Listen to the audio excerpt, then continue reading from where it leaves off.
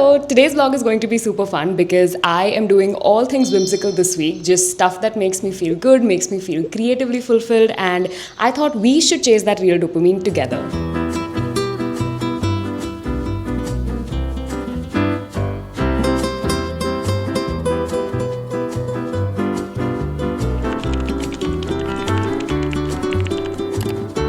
First on the agenda is the flower potluck that we're headed to at Cubbon. Just a bunch of me and my internet girly friends meeting up, exchanging flowers and having a good time. It's like a girly picnic, and I'm really excited because I've not visited Cubbon in so long, and it's one of my absolute favorite places. Just the fresh air and the greenery really gets me, so let's get going.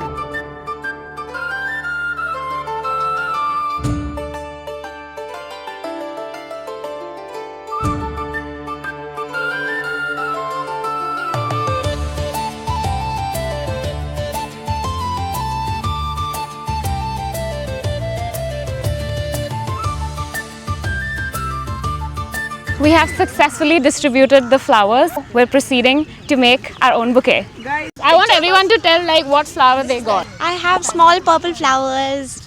What flower? I got sunflowers. So I have the chrysanthemums. Ooh, she recently learned how to say it. I know how to say it now. I got some pink roses. Hi, Miss Ma'am. I have here some carnations. And I got the gladiolas. They represent strength of character, moral integrity, remembrance and infatuation. Wow. Have you gotten Roses. And they go with my outfit. Oh my god, yeah, you look like a rose right now. I have gotten the baby's breath. This is one of my favorite flowers. It's a little ornamental, but I think they really liven up a bouquet. She's looking some 80s ka heroine also, some Bollywood heroine she's looking. I look like the cowshed.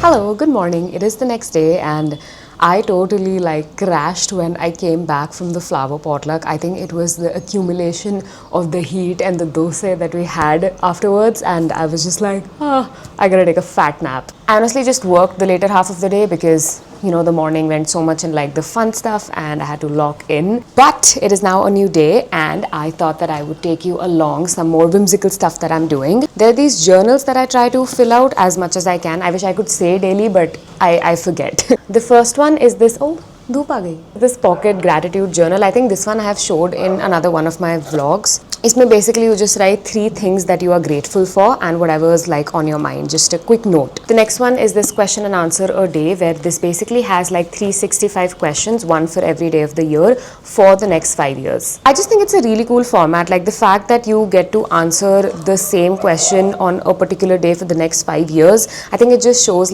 how much your thinking is changing and how much you are growing as a person. And I have another journal. This one is the big one, the one that has no particular format, no formula. It's just blank pages where I can pour down and free-flowingly think about what I'm feeling. I don't reach for this every day. This one is kind of when I need it. But abhi hum ye wala bharenge. They take me 2 minutes to do, and these are the ones I try to do daily. But before that, I thought we could make a matcha together.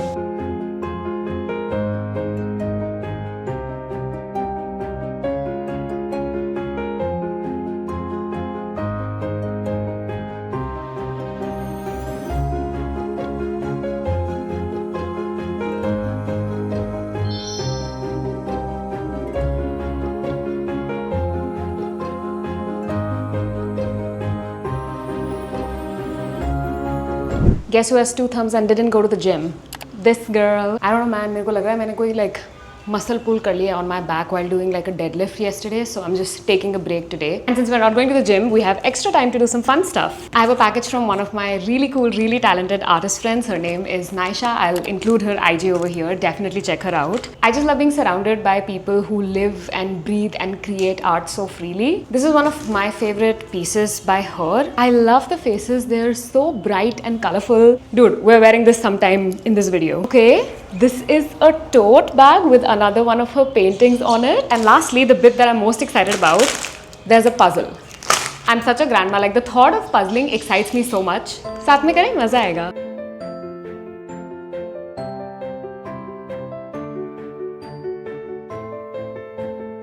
One of the reasons I love puzzles and analog activities like these is because I think there is something so powerful about the tangible energy of building something from your hands. Like not something that's made by pressing something on your screen or just clicking a few buttons. I think we don't use our hands anymore. They just have this kind of energy. I can't explain it. मैं ये पूरा दिन कर सकती हूँ, पता है मुझे बहुत मजा आता है.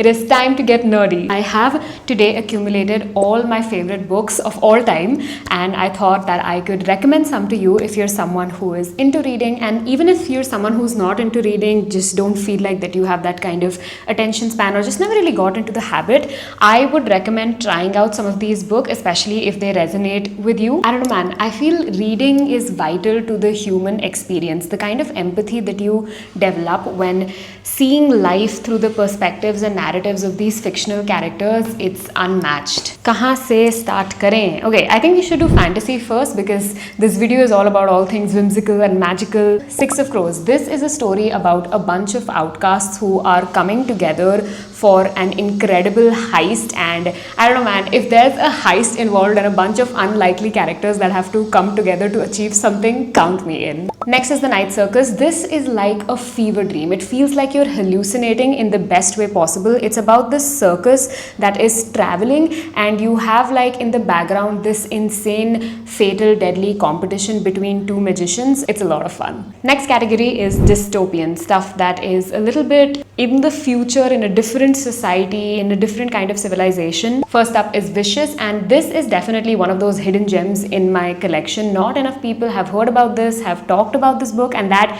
truly breaks my heart because this is one of those like kick-ass absolute action thriller of a book. It's about two college rivals, Victor and Eli, and they're roommates and they're really good friends and they're very academically gifted. They're intelligent people, and during one of their hypothesis theories, something that they're doing for their assignment, they develop superpowers, and from being best friends they go to academic rivals to, well, each other's arch nemesis. And oh my god, guys, it is so fire. Like, I don't know what crack the author put in this book, but it eats. It eats. If you were a Hunger Games fan as a teenager and haven't picked up The Ballad of Songbirds and Snakes, please do yourself and do so, because this book has such an interesting protagonist. It talks about the villain, which is President Snow, and how he came to be the way he was in the universe that we are used to. One of the most compelling and complex characters that I have ever read, and the villain arc is so interesting. Like the psyche that you get to tear apart and understand that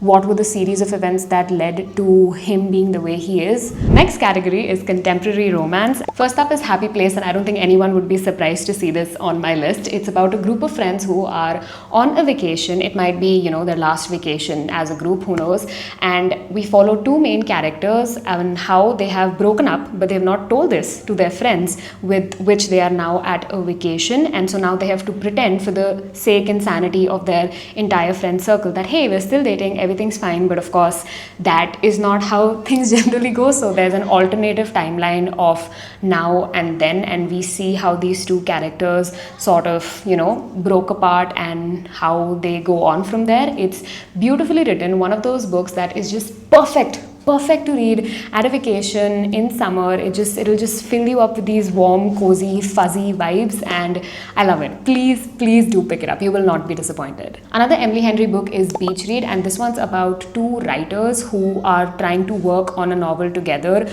but one writes about like non-fiction and the other writes about romances, and there's a lot of angst and agony, and it's one of those books that'll really get you in the feels because there's just so much pining going on. So if you like a good slow burn, this one's for you. Love in Other Words is one of my all-time favorite romances. I just love the way that it follows another alternative timeline of then and now. We follow two characters who have grown apart and they are meeting each other for the first time after years, and these people were childhood best friends. They started dating as teenagers, and then one really catastrophic event happens and things fall down, and now they're meeting again after like 10 years or so. The format of the story, where it leads to the crescendo of you as the reader figuring out what happened that led to their fallout, I think that really keeps you on the edge. This is my pile of Taylor Jenkins Reid. She is one of my all-time favorite authors, and honestly I would blindly recommend you any of her books. Anyone, just pick anyone and you'll be good to go.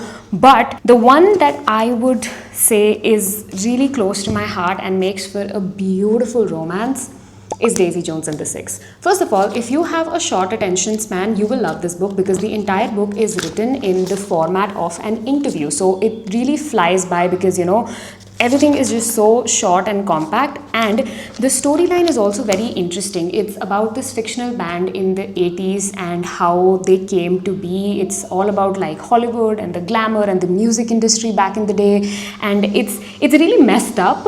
Don't get me wrong, like it's not one of those whirlwind romances where everything is absolutely fine and beautiful in the end. This one will leave you a little scarred, but what a storyline. Now let's do thrillers and mysteries. This category will be super short. And then there were none by Agatha Christie. This was my first ever Agatha Christie, and boy did it not disappoint. It is a very crazy story about these 10 strangers who come to an island and they are all stranded, and there is a killer on the loose, and it's definitely one of them. So now it becomes a game of figuring out who is the one who is doing these killings. We Were Liars. Now this is not exactly like a thriller murder mystery, nothing like that. It's definitely a lot more lighter, but there's definitely an element of surprise.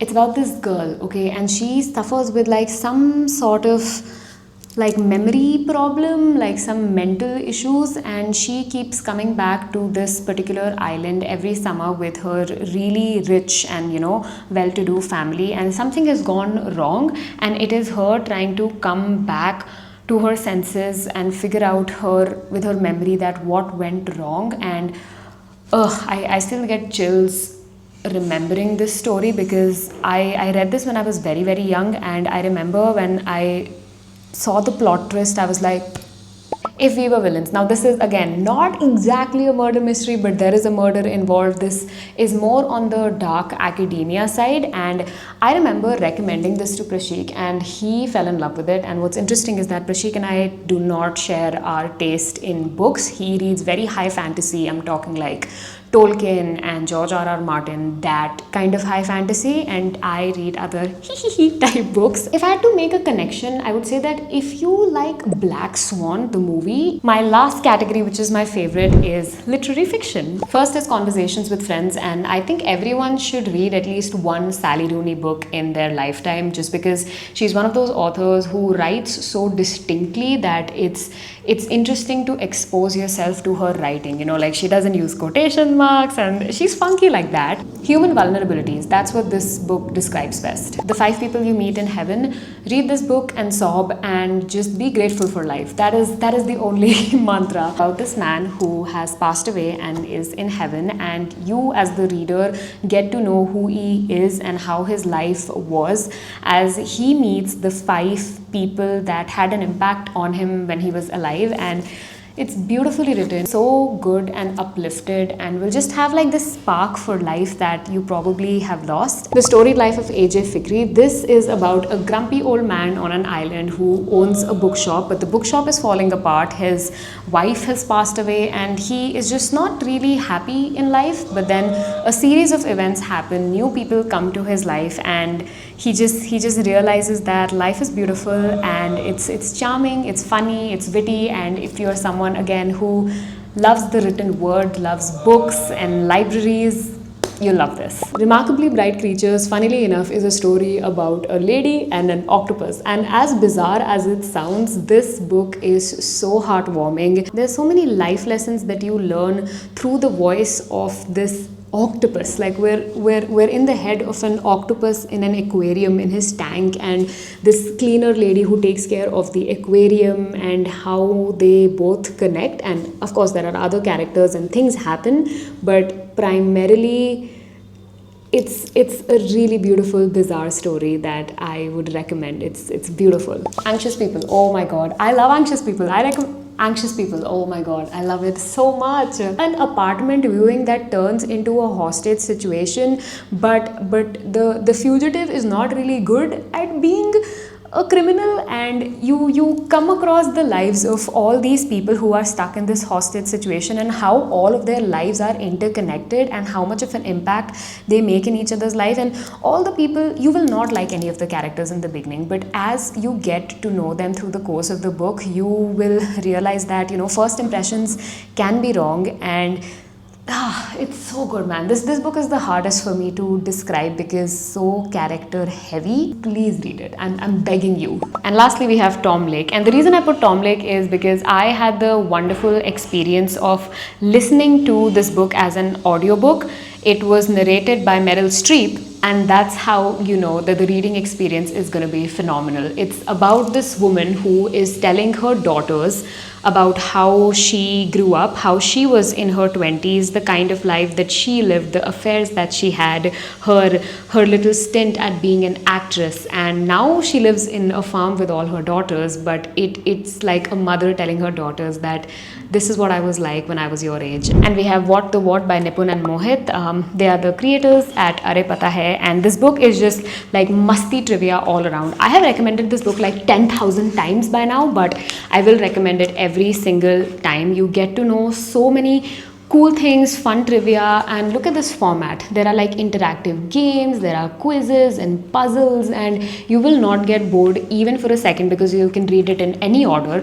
You can just like read a page and be 1% smarter. I feel like मैंने इतना चपड़ कर लिया, but before I close off this like tangent of books, I also wanted to talk about how perhaps you can get into the habit of reading, or just like some tips and tricks that I use that help me concentrate better. First up, I try and always to read with a pen or pencil in hand. If you have trouble concentrating, tracing the lines on the paper with the back of your pen or pencil really helps you to lock in and focus on one line at a time than get overwhelmed by the whole page. Another reason is that while I'm having the pen in hand, I can actually like circle, underline, scribble, and write down my thoughts in the margins of the book, and it almost feels like I'm having a conversation with the author. Sometimes I also put like thematic music in the background, not music that's very stimulating with like lyrics and heavy beats, just some sort of jazz musicals, or if it's like a fantasy novel, I'll just search like fantasy theme reading music, and YouTube or like Spotify will have like a bunch of playlists, and that really helps in like setting the vibe and the mood. And light a candle, get comfortable on your sofa or your bed, you know, just with your blanket, and just have a good time. Like, to be able to have a good time while reading also takes a little bit of work, but man, once you reach that flow state and you forget what page you're on and the words just sort of like slip by you, best feeling. A cool cheese dekho ke? I have this book stamp, okay? It says from the library of Tarini T, and I custom made this and got this printed at Printo. Iska pura tutorial is there on Instagram. I'll like link that video. But essentially, all my books have this from the library of Tarini T, and it makes me feel like such a librarian.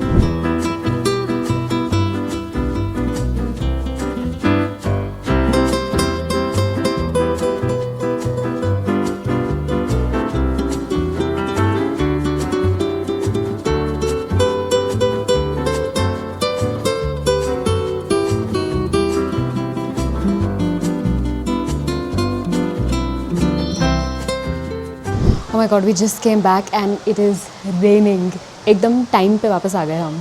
While we are here, should I do these nails? I got these like press-on nails from Westside. I have like my nails all plain right now, and I kind of want to keep them that way because I'm traveling somewhere very very soon. More details on that coming up. But मेरे को उसके लिए अपने nails करवाने थे, like at least a gel paint, not like extensions and all, just gel paint. But तब तक I'm thinking that these look so cute. Can you see that they have like these letters on them, these like checks, there's this star in 3D, this cupcake in 3D. Westside has really stepped up their game. चलो रहने देती हूँ. Let's let my nails breathe. But तब तक I can show you my junk journal. I always wanted to do like a proper tour and a see-through of this, and I think now is like the best time. हम बाहर जा नहीं सकते.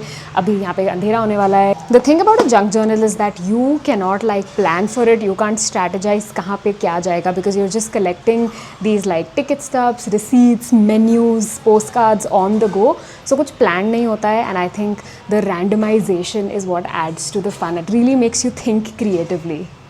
What's up? I thought before we end off this vlog, I could sit down and just like catch up, chat like good old times, and I also wanted to do some diamond painting. You get these kits on Amazon for like different paintings, different like artworks, and essentially it's kind of like paint by numbers. The entire painting is divided into these tiny pixels that have a letter or a number marked on them, and all of them are for a specific color. You are also sent along this looks like I have like some panwadi ki dukaan going on. They are all the different shades and the colors that you need to fill the painting. This tray to pour your bedazzles, rhinestones in. This little apparatus that picks up the bedazzles, and it's all made possible by this little wax. I do not know how any of this works, but it's really satisfying. The only annoying part is that like you can't peel this entire plastic off that covers the artwork, because this entire thing is like sticky. So until you complete it, you kind of have to like remove it and put the plastic on, and it's a little bit of a hassle to store,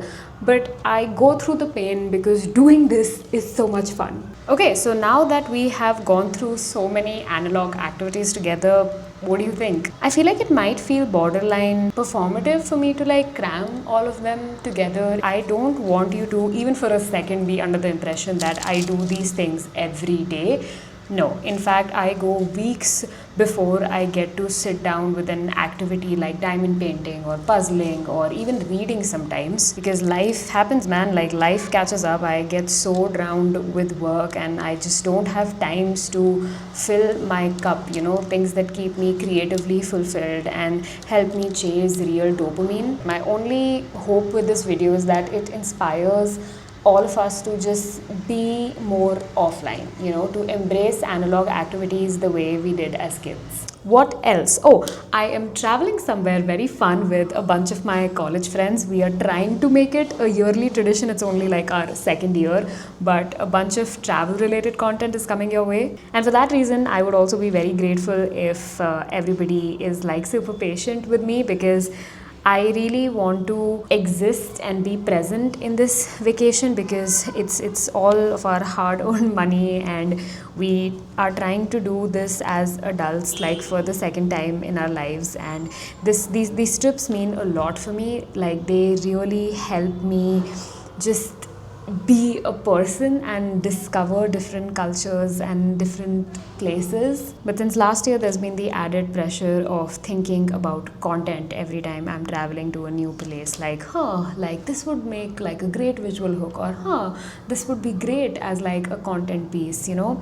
So it's very easy to not feel present and always feel like there's a need to whip out a camera and a mic and do like a setup and everything. So that's hard enough. And I am going to be filming both for my Instagram and of course for YouTube over here. YouTube still feels less of a pressure, because I like to think of my YouTube as like a digital archive that one day me, my family, I don't know, my kids, my nieces, my grandchildren, I don't know, they get to see the kind of life that I lived when I was, well, till however long I decide to do this. So इस सब के चक्कर में हो सकता है that I, you know, put out the vlog a little bit late and you feel like there's a little bit of radio silence here on the channel. So I am very, you know, diligently and hardworkingly taking all the footage. मेरे को बस time लगेगा to consolidate all of it, because it's gonna be like a 6-day long trip and I'll be back and then immediately off to work. So I thought I would just keep you in the loop. I'll do this, listen to my audiobook, and then I'll call it a night. And I hope that you had a fun time hanging out with me, and I'll see you in the next one. Mwah.